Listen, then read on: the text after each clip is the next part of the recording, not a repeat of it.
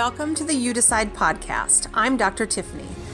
We are going to bring you stories of ordinary people who have chosen to live an extraordinary life, outside of their comfort zones and into confidence, possibility, and certainty. You are just one decision away from living your most aligned life, because let's get real, that's what we all want. Welcome to the You Decide podcast, where we get to chat with ordinary people living an extraordinary life. Today is all about Karli Moch. I met Karli when she worked at daycare my kids attended 10 years ago, I think, somewhere around there, right? Yes. From there, she babysat, she nannied, and she continued to be a huge part of our kids and our lives. Now she's grown up, she's married to Taylor and a mama of Dawson, and she has went through more health challenges in the last 2 to 3 years than I would say many go through in their lifetime. Unfortunate for you, but super inspiring story that I really can't wait for you to share. So you march on, right, Kar? Mm-hmm. You stay focused on the next chance to help someone to make their day, to be grateful for your gifts that you've learned instead of focusing on the struggle. And I think that is the ultimate, I don't know if lesson's the right word, but part of your journey, right, that you're trying to embrace. And so let's just start with 3 years ago, probably, right? What life was like, how you perceived life to be versus when you started having some of your health challenges. Yeah. 3 years ago, almost to the date, I was 1 year before I'd be diagnosed. So I was just kind of, I hate to say going through the motions, but you kind of get stuck in your day-to-day activities with work and at home with your husband and kid, and you just kind of go through the motions. And we were doing, a lot of fun things along the way, but I never really stopped to think about if I'm making an impact on anybody else around me, other than the ones inside my home. So that was probably the biggest eye-opening thing after becoming sick, for sure. Awesome.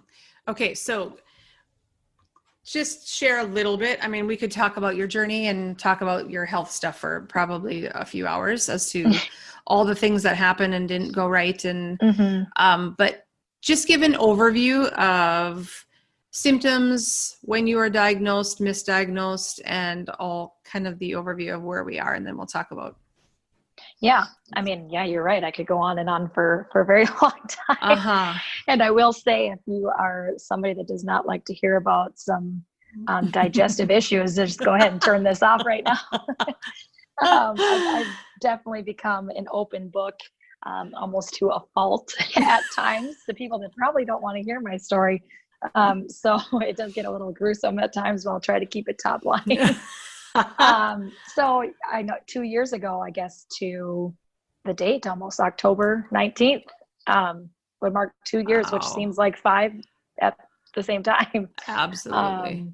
Before that, though, it was some symptoms, arose like 9 months before this. And I didn't even think twice to get checked. And by symptoms, I had blood in my stool when I would go to the bathroom.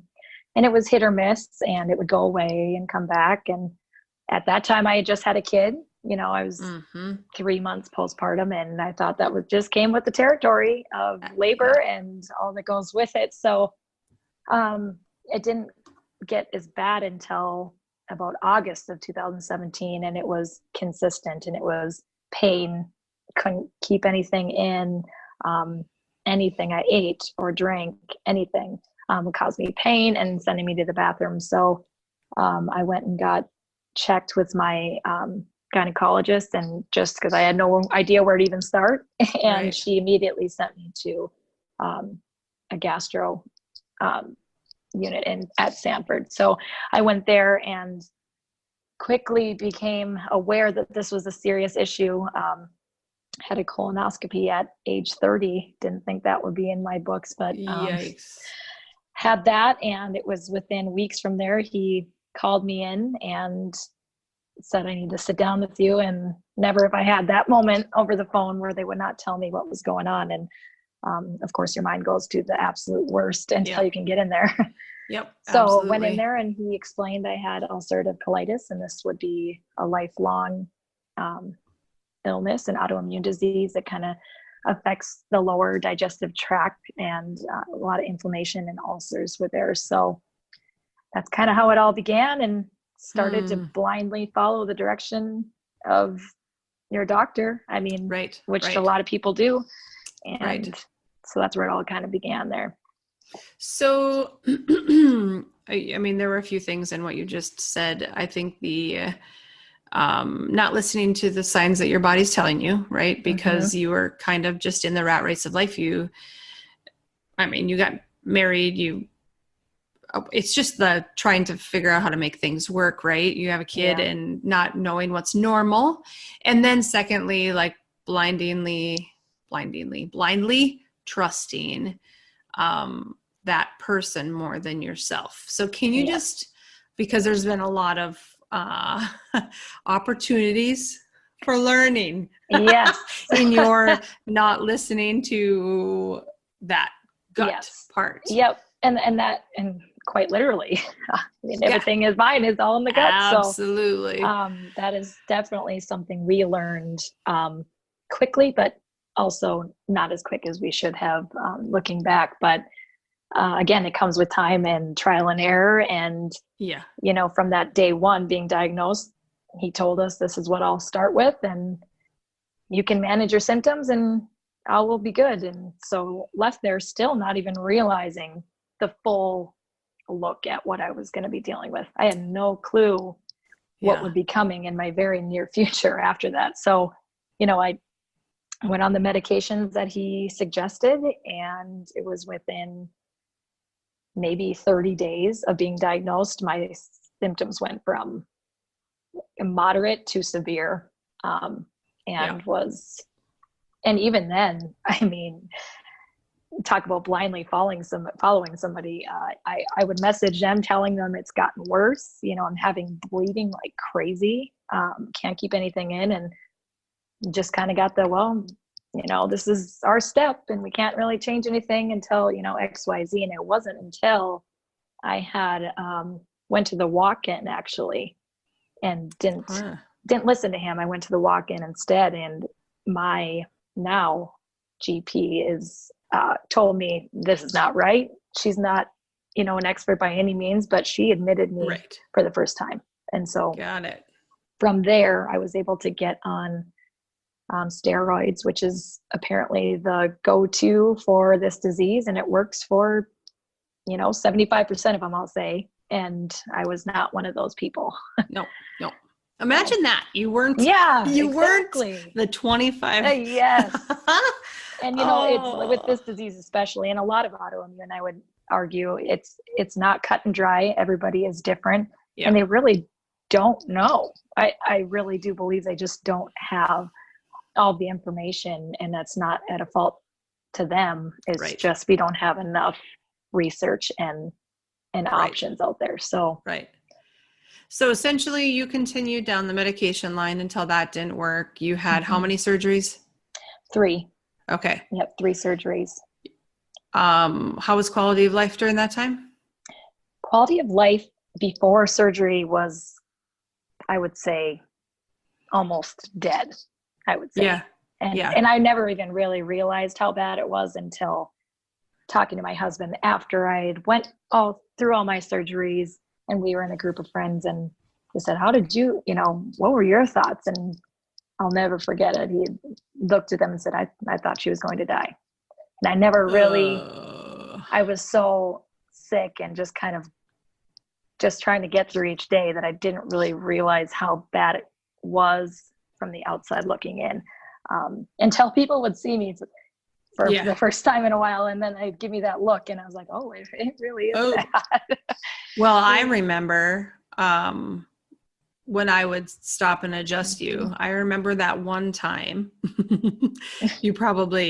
it was in your doorway when we were talking about fish oil and probiotics. And I came home and I'm like, that is not good. You had no life force. No. You had no life force. That was because you lost your hair after that? was it after that? After Okay. surgeries, after that, probably second surgery, I started to lose my hair pretty rapidly. Okay. So Very I want quick. to go into that. I want to talk about that. Like, Okay. Oh God. Yeah. well, okay. So it's just, everybody. So we have how we feel about ourselves. We have these identities, and when something is taken away and we feel stripped, the protection is Mhm. gone, right? That Yes. you sing your vocal cords, I mean, there's so many things that you went through that you had to heal from. Tell Mhm. me what that process was like when you started to lose your hair, when you lost it, when you got fitted for a wig, and Mhm. now you're good. Probably, and it's crazy that you say that, because I mean, that was a short 9 months from diagnosis to end of surgeries. Like, I mean, it went from 0 to 100. I didn't Yeah. really have time to think. There was hardly any time for me to actually process what is going on with my life, with my body. Right. What does the next 25 years look like? Do I have the next 25 years? And so I didn't even really get to understand it until I could physically see the hair falling out. It was like then, and right then I was like, I mean, I don't want to swear, but holy shit. I don't know how else to Absolutely. explain it, but I had clumps of hair in my hand, and I broke down probably for the maybe first time. Wow. And it was That's just, and it seems so superficial. And that's why it was so hard to wrap my own head around it. I'm like, I was this strong and this level headed during this entire time. And now losing my hair, not losing my colon, but losing my right. hair is going to send me Yeah, into this emotional place. It was hard to wrap my head around it. but okay, so I just interrupted you, sorry, but No. don't you think it's because you couldn't hide behind Oh, anything anymore? 100%. I Yeah. mean, 100%. Like it And was even, blatantly obvious that you were right. sick. Yep, absolutely. And going to fitted for the wig, oh, that was hard. And I mean, Wow. there's so many people I know now, going through the same struggles, whether it's with cancer or any other, autoimmune disease they might be going through. But, and people, the outside people, they look at, oh, that's cute on you, but it's such an internal struggle. Uh-huh. And my mechanism was always like, oh, it's a wig. Like people be like, Right. oh, your hair is so pretty. I'm like, yeah, it's a wig. I want to be the first to the table too. And that's kind of how I am. That's why I became so open with everything, even dating Uh-huh. back to us having issues conceiving. I wanted to be the one to say, hey, listen, we are trying. We, Right. we are not having good luck, you know, Right. adding Right. to our family. And so it eliminates that opportunity for somebody to be naive to what they're asking you if you're more open and allowing them to Uh-huh. understand that you are struggling. And that's more relatable than them, giving them some BS answer, Right. Right. and nodding your head. I'd rather be an open book and let people in. That's super interesting. So tell me about how that process of losing your hair was another layer of allowing people in. Yeah. I mean, for the first time, I mean, so going back to being fitted, I had my best friend Angie came with, and my mother-in-law came with, and they were very strong, Mm-hmm. people, and they were there with me. And I mean, I sat in that chair, and the whole place was just full of hair and wigs, and it just hit me like a ton of bricks. I mean, they were trying all these things on me. It didn't look like me. It didn't feel like me. Even as I continued wearing my wig, I kept going back, and I'm like, it's too thick, like Right. that's not how I look. It really stripped away the exterior of what we all live by. And that's how we go through our day, is just by what you look on the outside, Yeah. and not really focusing on the inside. And it really, really made me take a look at that. And and got me involved in things I never, thought was in my future. So, okay. So let's go there. What are you involved in that is heart-based, internal-based, now that you stripped out all the imperfections per se of you, right? Yeah. Well, I always say, I swear I went through like a midlife crisis, if you will, or post-traumatic growth, whatever you want to call it. I mean, I even took a deep dive immediately into my day-to-day job. I work for corporate America, and I immediately was like, what am I doing? I'm not making an impact in any way, selling something to somebody. I'm not making that impact that I, have a passion for. And I've kind of let go by the wayside and just, doing as we do, go to work, come home. And so immediately I got involved with my HR and tried to get involved in some extra culture and inclusion things, women's food service forum, just different things where I can try to make an impact in somebody's day-to-day job. If I can make their job better, if I can make, anything like that. Obviously I can't just drop my job and get a new one. So adding things, that was one thing. And then I started a blog and got really into journaling again and writing and being open. And the amount of doors that opened from there was unreal. I mean, even just people being open about, going through reproductive health or being open about having an autoimmune disease. My inbox was like people I hadn't talked to in years, nor do I think I was even maybe close with, back when I did see them.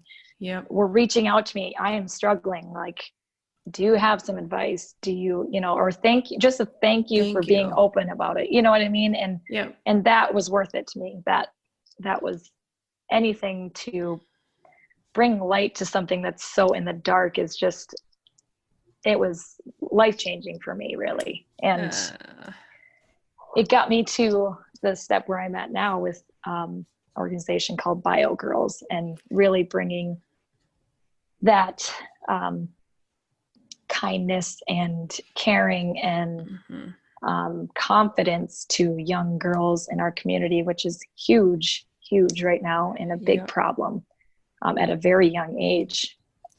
Was, I'd say, has definitely shifted my entire persona, both, at home, in the workplace, has given me the biggest perspective on life. And I mean, it's a great organization. So it's been not only helpful for these young girls that are in it, but I'd argue that it's almost as, if not more important, to the people who are mentoring them. So absolutely. That's amazing. Okay. So tell me, I'm just going to touch on Bio Girls just a little bit. I plan on getting a little bit more in depth with that later, but tell me how their premise of what you just talked about, kindness, compassion, girls, and how that comes into your life, number one, because you're putting your feet out, you're putting your hand out to help those people. What is different, or what has not different? What has evolved in you in the last 3 years to be ready for that step? Oh man. I mean, I think it begins and ends with perspective on everything around you. I mean, I'm a very big podcast listener, and have found some ones that are very impactful in my life and really just keeping you grounded. I mean, I have to listen to them daily just to, because it's a daily check. You can easily get sucked into a negative energy or something that's pulling you away from where you want to be easily. I mean, and for me, prior to, all of these changes in the last few years, I argue that I was easily slipped into that. I've always had a positive outlook and a positive energy, but it wasn't as easy for me to pull away from the negativity than it is now. Yeah. Got it. Yeah, because it's not about if it's there. It's there. It is there. Yeah. And the energy is strong there. Yes. So to understand I believe the first thing is to recognize it, because most of us are not aware enough of our body and of feeling what we feel, more or less understanding what's around us, right? Right. But taking that awareness then into an action of like, well, I'm observing this is happening. Yes. I'm And going to choose. it's so funny because and even coming, a lot of people don't know that I've been in and out of, chiropractic for, I guess, since I've known you, for last 10 years, but I've never consistently given it what you wanted me to get it to, on how that I needed it. And so until just, the last few months, I'd say, to really have a full plan. And it's funny because I've always been somebody that reacts very well to chiropractic and very much on the emotional side. And I remember when I came in for my first one, you're like, all right, be ready for these valves to go up, and oh my gosh, I went home and it was just like, what? I could not stop. I was crying, and I don't think I ever even allowed myself to think or forgive myself, if you will, for making the decisions that I did health-wise, or not trusting my gut when I maybe should have early on. Yep. And it's nothing I can go back and change, but it's something I can process and, let my emotion out so I can move forward. Yeah, that's amazing. Seriously, how much has changed in 3 years from, you were a doer instead of a beer. Yes, absolutely. Okay? Yeah. Yes. It was all about like moving on to the next thing and next thing, and next thing, instead of like truly just slowing down enough, slowing your brain down enough that your brain and body can actually feel what's going on. And now, because you can give that away. When we try to give out of an empty tank, it doesn't work so well, right? Exactly. Oh, self-care, man. Self-care to a whole new it is a real level. Thing. Yes. Yeah. So what has been the biggest barrier, hurdle that you've gotten through? And it can be anywhere in life to get to this point. And I don't mean like not trusting your gut or like, but what has there been one thing that you've ran up against over and over and over, and now you're like, oh. I know I hate to keep bringing it back to health, but I honestly, that's where a lot of my life has been in the forefront. And it just keeps coming back to my intuition and my gut feeling. And even now, I still don't have a straight diagnosis, and I'm still going through finding somebody that will give me the right answers. And it's really come down to the point of, do I need the answer for my own well-being, or why am I so searching for this answer if it's one or the other? Because in reality, it doesn't matter. The treatment is the same. Right. I just have it just one after another barriers of people not caring enough. Yeah. And I just had to realize that nobody's ever going to care as much as I care about my own, and so I had to really, and up till recently, I didn't even have that realization. And it's been 2 years, right. That nobody's ever going to, put the effort and care into something about yourself as much as you are. And if you're not going to do it, then who is? So yeah, that's it, honey.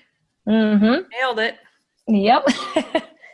And even in the workplace too, I'm always like, people can go, well, I never get looked at for that promotion, or nobody's ever raising my hand for me. Nobody's raising anybody's hand for anybody else. If you want to do something, or if you want to be considered for something, you got to raise your own damn hand and be there and show up and put in the work. And that's in all, areas of life, and absolutely including work. So yeah. No, that's in everything, right? That's in your marriage, in your, as a athletics, sister, in sports, right? Yep. Show up and be the best you can be to contribute to the greater piece of humanity, right? Yeah, exactly. Yeah, that's amazing. Okay, so anything that you I don't know, any advice, any thing that is your tried and true, or that you want anybody to know or to leave with? Oh gosh. I would say there's a couple things. With podcasts and including this one, there's so much advice out there, and it's not for every piece of advice is not for everybody. And if you don't have, don't blindly follow anybody's advice, don't listen to me if it doesn't pertain to you, right, or in a way that can relate to your life, and make a difference, because there's so much going on. And I feel like the shift is really good, and that more people are doing more good, but not everybody's doing good for the right intention. And so to really be aware of where it's coming from and who it's coming from. And they can say one thing, but if they're not truly being that person in real life, or they're not living by those virtues in real life, then maybe don't hold their advice so high on a pedestal, and just be aware of where you're sourcing your information from. Yeah. And you're kind of an expert in that, because Google was your doctor for a while. Still is, baby. I'll Google anything.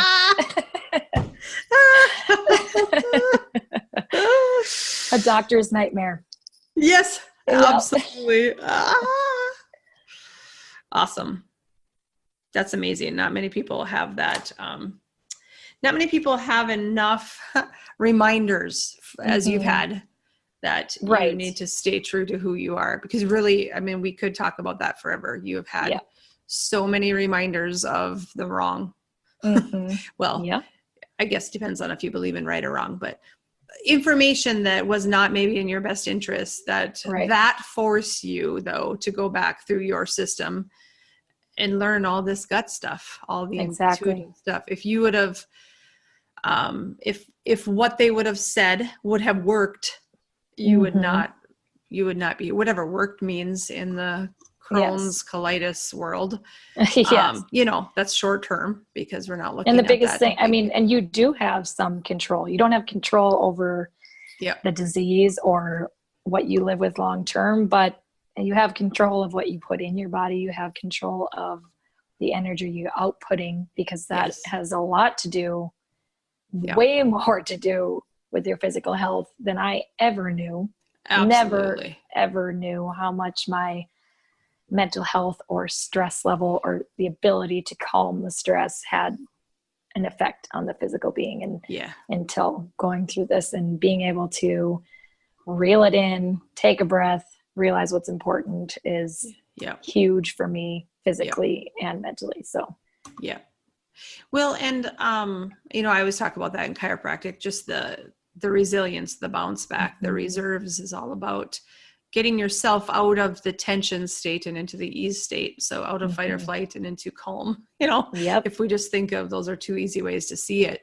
And even when you were healthy, happy, young, vibrant, you were a fighter flighter. So what you've learned in the process of without even knowing. No clue. Yes. No, because people start to mistake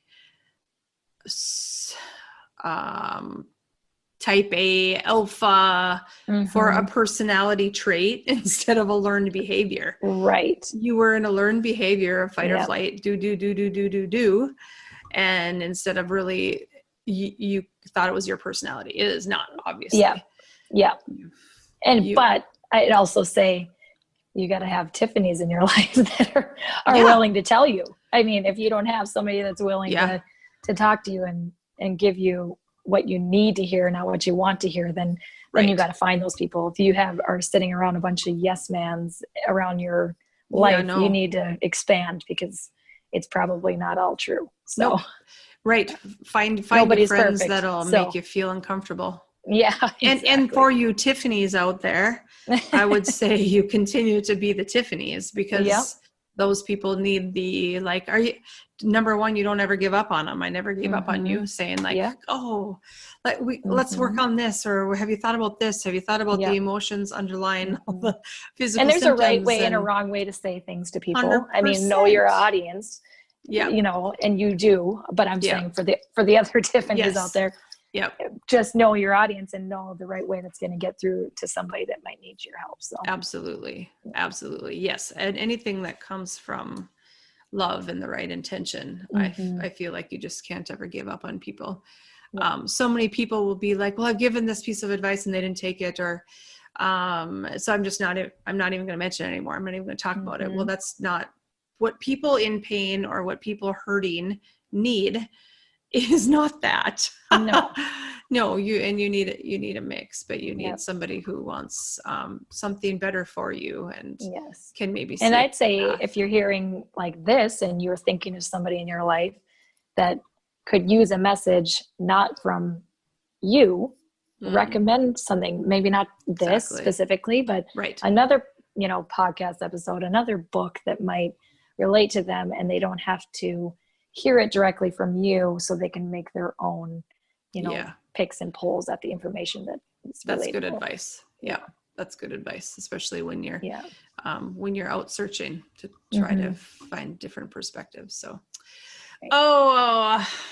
so great to talk to you. You too. Yeah. We could go on for hours, I'm sure. I know. Well, your message is powerful, and it's powerful. It doesn't mean that it's anyone needs to be suffering from a chronic disease for it to be applicable. It can be absolutely anything that's starting to rock your world and your health or your beliefs or your relationships, and understanding that your instincts and your gut and what your heart says is always number one. That's what you've learned, right? Yeah. Amen to that. Yeah.